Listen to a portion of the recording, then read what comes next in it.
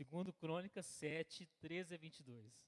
Se eu fechar os céus e não houver chuva, ou se ordenar aos gafanhotos que consumam a terra, ou se enviar a peste entre o meu povo, e se o meu povo que se chama pelo meu nome se humilhar e orar, e buscar a minha face, e se converter dos seus maus caminhos, então eu ouvirei dos céus, e perdoarei os seus pecados, e sararei a sua terra. Agora estarão abertos os meus olhos, e atentos os meus ouvidos à oração deste lugar.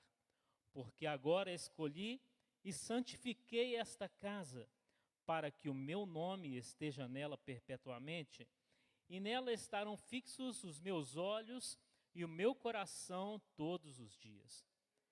E quanto a ti, se andares diante de mim, como andou Davi teu pai, e fizeres conforme a tudo o que te ordenei, e guardares os meus estatutos e os meus juízos, também confirmarei o trono do teu reino, conforme a aliança que fiz com Davi teu pai, dizendo: não te faltará sucessor que domine em Israel. Porém, se vós vos desviardes e deixardes os meus estatutos e os meus mandamentos que vos tenho proposto, e fordes e servirdes a outros deuses e vos prostrardes a eles, então os arrancarei da minha terra que lhes dei, e lançarei da minha presença esta casa que consagrei ao meu nome, e farei com que seja por provérbio e motejo entre todos os povos.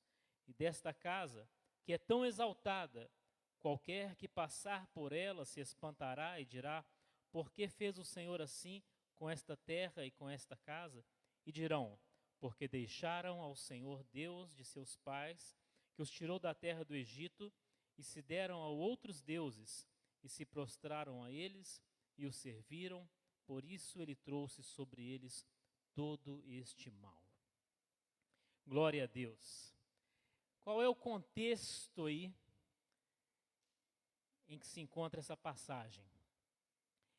Ela está relacionada à inauguração do Templo de Salomão em Jerusalém.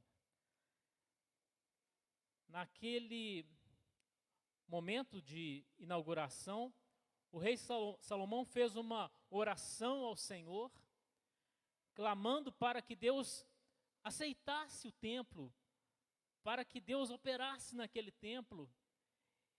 E o templo foi consagrado ao Senhor, e nós lemos aí no capítulo 7 que Deus respondeu à oração de Salomão, e nessa resposta o Senhor fala que se ele fechasse os céus para que não chovesse, ou se ele mandasse os gafanhotos destruírem a terra, ou se ele enviasse a peste no meio do povo, então o que o povo deveria fazer? Aí é que entra o versículo 14, né? Se o meu povo, que se chama pelo meu nome, se humilhar e orar, buscar a minha face e se converter dos seus maus caminhos, então eu ouvirei dos céus, perdoarei os seus pecados e sararei a sua terra. Mas tudo começa com uma crise, no versículo 13. Um momento de grande crise, em que os céus são fechados. E o que significa isso? Não chove. E se não chove, qual é a consequência? A seca. A lavoura não produz. E se a lavoura não produz, acontece uma crise econômica na nação. E se não bastasse isso, ainda vem os gafanhotos para destruírem o pouco que tem na lavoura. E ainda vem, em terceiro lugar, a peste. Misericórdia. Parece que estamos falando do nosso tempo, apesar de que o texto está falando de Israel. Mas quantas crises nós temos vivido, não é verdade? Meu Deus do céu, aqui em Belo Horizonte mesmo, nós já enfrentamos períodos de uma seca terrível. E em outro tempo, vivemos tempestades e enchentes também terríveis, em que faltava só a arca de Noé passar na rua, né? E falando em peste, é o que nós estamos acabando de sair dela, né? A peste do coronavírus.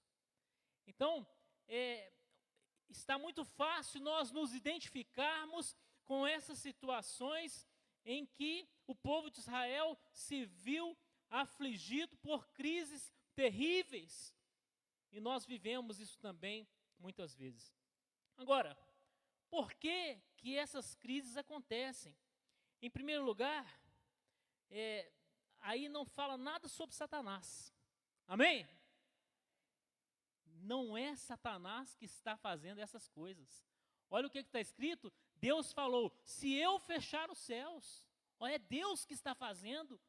É Deus que está impedindo a chuva. Se eu enviar os gafanhotos, é Deus que está enviando. Ou se eu enviar a peste no meio do meu povo, é Deus que está enviando. Então, precisamos ter essa percepção que nem tudo é Satanás. Às vezes, algumas coisas ruins acontecem e é o diabo que está fazendo. Às vezes, algumas coisas ruins acontecem, mas é Deus que está fazendo, não para destruir, mas para corrigir o seu povo. Agora, por que que Deus faz isso? Por quê? Por causa do pecado. O versículo 14 não fala, então eu ouvirei dos céus, perdoarei os seus. Olha aí a razão, olha aí o motivo, por que que Deus permite essas coisas, por causa do pecado.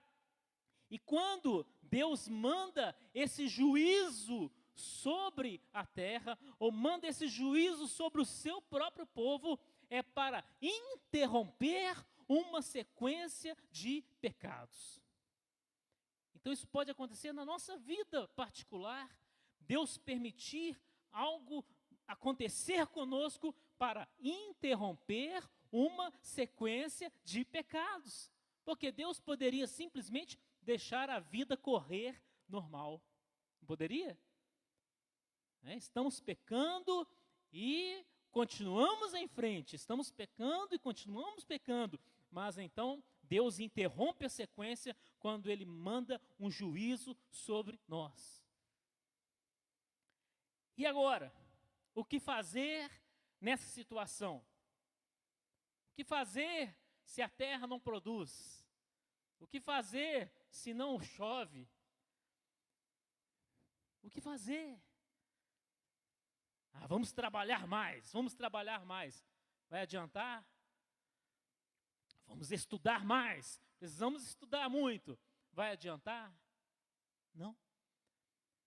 Eu falarei aqui uma série de coisas que não são erradas, mas elas não são suficientes para resolverem os nossos problemas.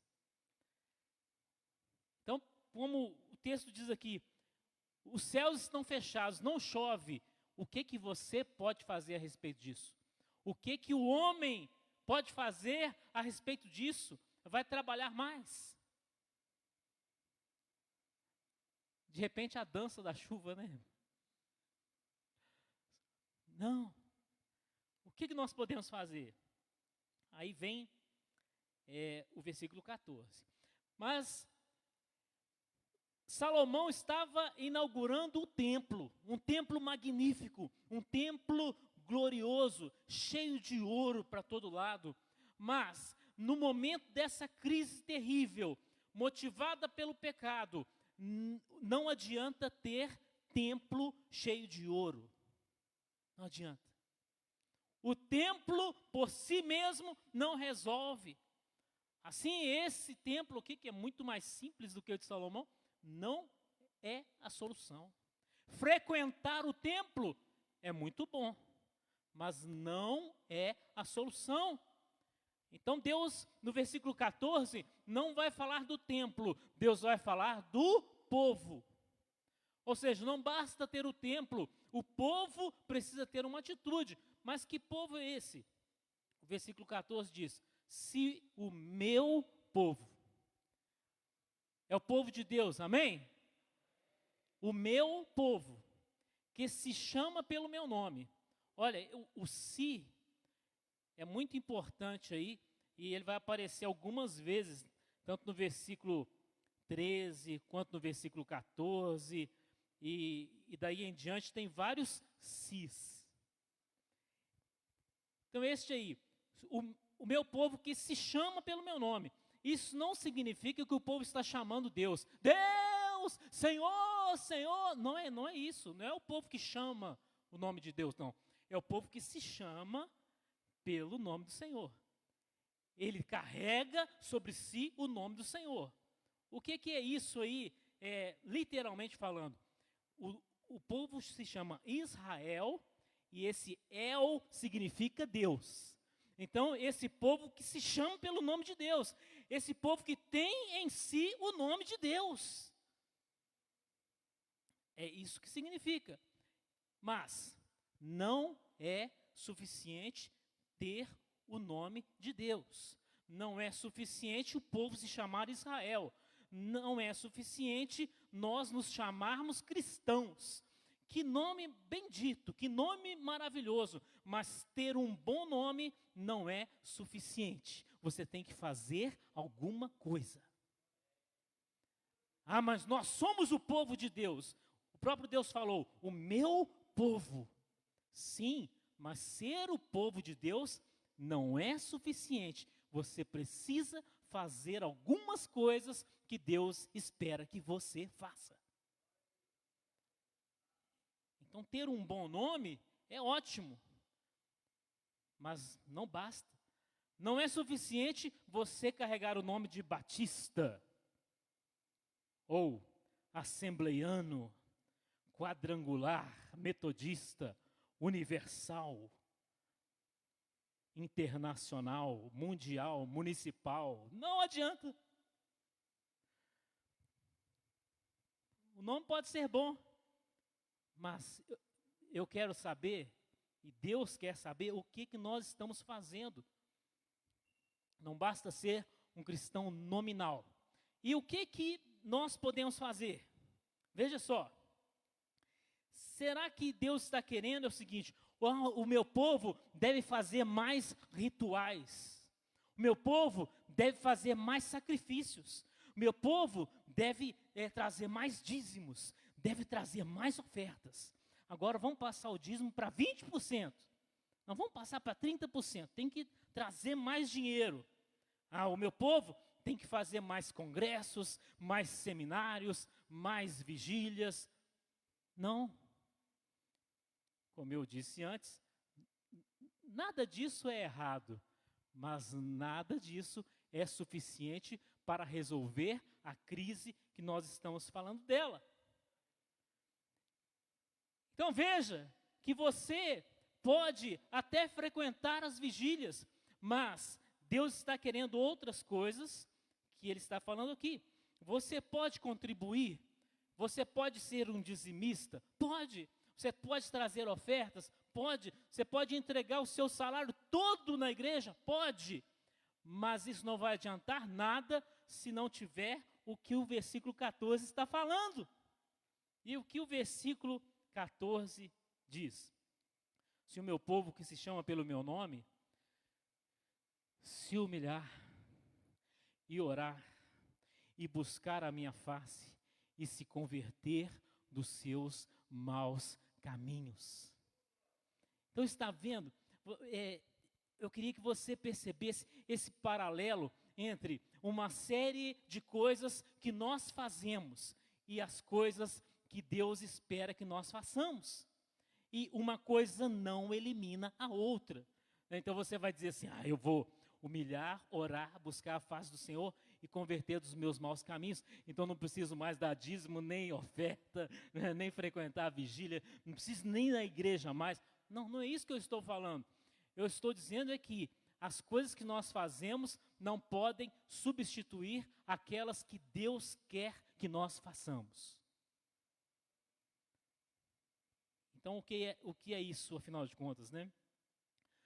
Se o meu povo, que se chama pelo meu nome, se humilhar, olha, nós precisamos de ter humildade nas nossas vidas. Humildade. Primeira coisa, humildade. Você pode ter dezenas de qualidades, mas se faltar a humildade, você pode colocar tudo a perder. Você sabe que muitos relacionamentos dão errado por falta de humildade? É. Você sabe que muita gente perde o emprego por falta de humildade? Olha, às vezes a pessoa é competente, sabe fazer o serviço muito bem, mas não tem humildade. Não tem capacidade de ouvir uma repreensão, uma correção. Precisamos ter essa capacidade. Mas não é apenas ser humilde. Aqui diz, se o meu povo se humilhar. O que é se humilhar? Você ter a capacidade de pedir perdão. Você ter a capacidade de dizer, eu errei, me perdoa. Você ter a capacidade de confessar os seus pecados ao Senhor. Você ter a capacidade de se ajoelhar diante de Deus. Você dizer, eu sou um pecador, Senhor, me perdoa, tem misericórdia da minha vida. Se humilhar diante de Deus. Humilhar e orar. Então são duas coisas. Aqui nós temos 4, né? Humilhar, orar, buscar a minha face, converter dos maus caminhos. São 4 coisas, não são 3, não são só 2 e nem é uma só. O problema é que, às vezes, nós estamos dispostos a fazer uma dessas coisas e não as 4. Ah, eu oro. Muito bem, mas você se humilha, você pede perdão, você confessa o seu pecado? Faça uma coisa e não esqueça da outra. Orar, fale com Deus. Você precisa orar. E falar isso para vocês aqui é chover no molhado, né? Porque todo mundo aqui ora, amém? Glória a Deus. Afinal de contas, para que você está aqui, né? Glória a Deus, porque você está orando. Glória a Deus. E tem vários tipos de oração, né? Não é só pedir, também é agradecer, louvar, etc. Mas ore. Em toda situação da sua vida, ore. Porque quando você não ora, você é o único responsável pela situação. Mas quando você ora, você divide a responsabilidade com Deus. Se você vai enfrentar uma situação qualquer e você não ora, você é totalmente responsável pelo resultado. Mas quando você ora, Deus é responsável também. Então ore sobre o seu relacionamento, ore a respeito da sua família, a respeito do seu trabalho, a respeito da sua escola, ore a respeito de tudo que acontece na sua vida, põe Deus nesse negócio. Ore. Se o meu povo, que se chama pelo meu nome, se humilhar e orar e buscar a minha face. Mas, às vezes parece que as coisas são repetidas. Mas orar e buscar a face do Senhor, mas se eu estou orando, eu estou buscando a face do Senhor? Nem sempre. Porque, às vezes a pessoa ora só pedindo coisas para Deus. Mas buscar a face do Senhor é você querer o próprio Deus. É você querer que Ele se revele. É você querer que Ele se manifeste a você. Você está buscando Deus. Você quer conhecer Deus. Você não está orando apenas pedindo as coisas que Deus possa te dar. É como, por exemplo, no relacionamento com o seu pai ou com a sua mãe.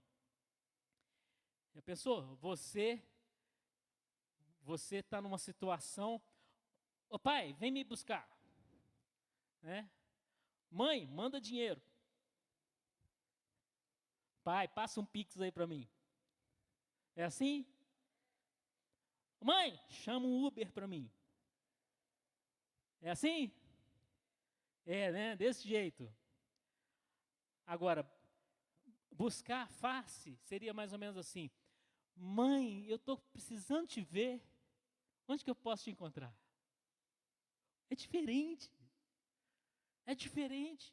O nosso relacionamento com Deus, ele tem que ser desse tipo. Senhor, revela-te a mim. Eu quero a tua presença. Eu quero ser cheio do teu Espírito. Não é só ficar, Senhor, me dá um carro, me dá uma bicicleta, me dá uma moto, me dá um skate. Pode ser um par de patins mesmo, tá bom. Não. Precisamos buscar a face do Senhor. E o que mais?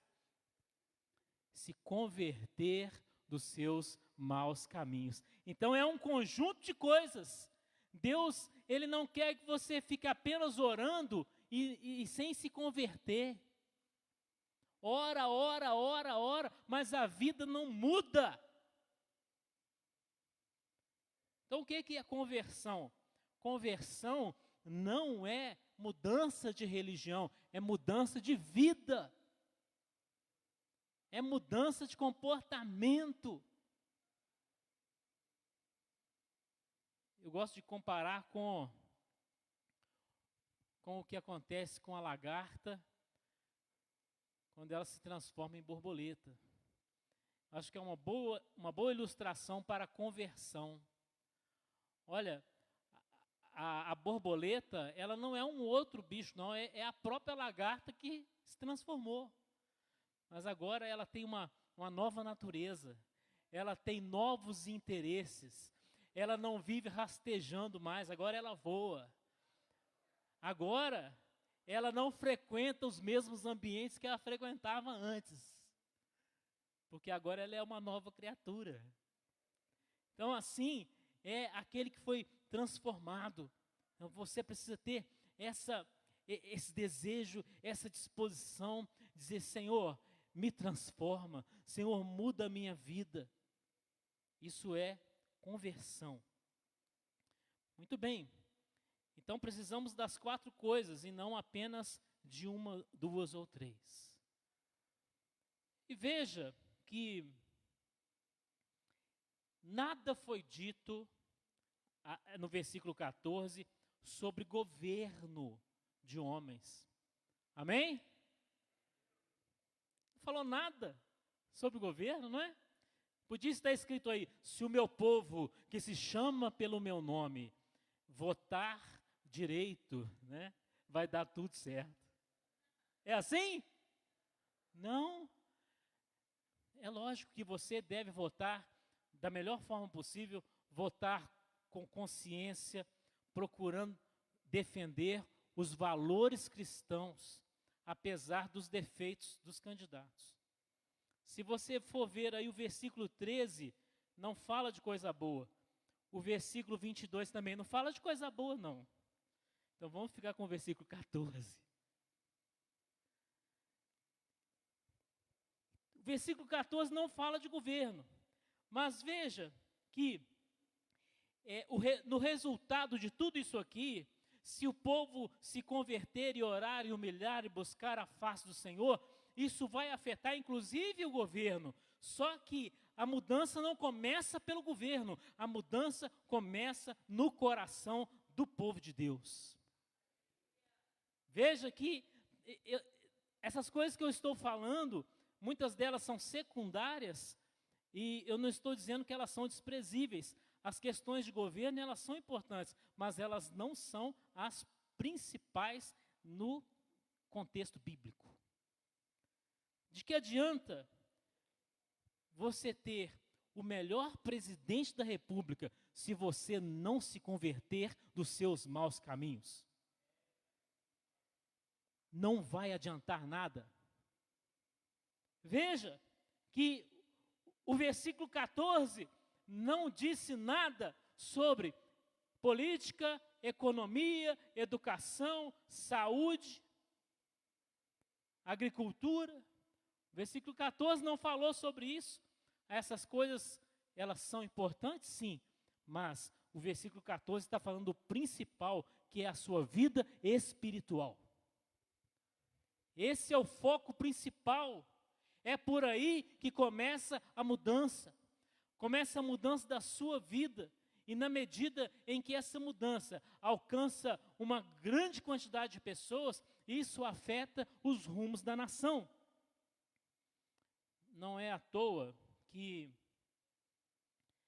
hoje o povo evangélico é citado toda hora, né, nos noticiários. Para todo lado, os evangélicos são citados. Não é isso? Os políticos se preocupam com os evangélicos, porque pela quantidade de pessoas que nós somos, né? Mas, mais importante do que essas questões é o nosso relacionamento com Deus. Então vamos aqui caminhar para a conclusão. Veja que esse texto está enfatizando a sua relação com Deus, porque de que vai adiantar, meu irmão, se você tem um bom emprego, uma boa educação, mas você não tem paz? O que vai adiantar? O que vai adiantar? Por isso é que nós estamos aqui, buscando a face do Senhor. É por isso que nós estamos aqui, não em um congresso sobre política, mas nós estamos aqui falando da palavra de Deus, porque este é o alimento para o seu espírito. Por isso a palavra do Senhor diz: buscai primeiro o reino de Deus e a sua justiça, e todas estas coisas vos serão acrescentadas. Buscai o reino de Deus. Neste reino existe um rei. Nós hoje vamos eleger um presidente da república, mas o nosso rei se chama Jesus Cristo. Amém? Nunca nos esqueçamos disso. Ele está no controle de todas as coisas. E nos versículos seguintes, a partir do versículo 17, Deus fala diretamente para o rei Salomão. E ele vai dizer para Salomão: Salomão, você tem que andar direito, você tem que observar os meus estatutos, você tem que ter um comportamento como o seu pai Davi, porque se for assim, eu vou te abençoar. Caso contrário, eu vou tirar você, tirar esse povo, vou desprezar esse templo. Deus queria o quê? Que esse rei, esse governante, fosse um homem temente ao Senhor, obediente ao Senhor. E nós vamos orar neste momento. Nós vamos orar sobre tudo isso que falamos aqui, a começar de nós, que nós possamos, de todo o coração, nos humilhar perante o Senhor e orar e buscar a sua face e nos convertermos dos nossos maus caminhos. Mas vamos orar também pelas autoridades que serão eleitas nesse dia. A nossa oração, ela não tem um cunho político partidário, mas nós vamos orar para que aqueles que forem eleitos, que eles tenham uma responsabilidade perante Deus e perante o povo. Vamos orar para que eles sejam tementes a Deus.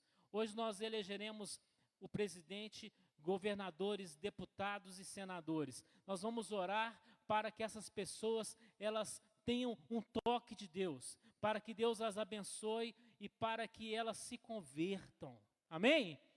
Vamos orar para que elas se convertam, sejam quais forem os eleitos nesse dia. O importante é que eles se convertam ao Senhor Jesus Cristo. Então nós vamos orar sobre isso agora e eu convido vocês a ficarem de pé para nós fazermos este momento de oração.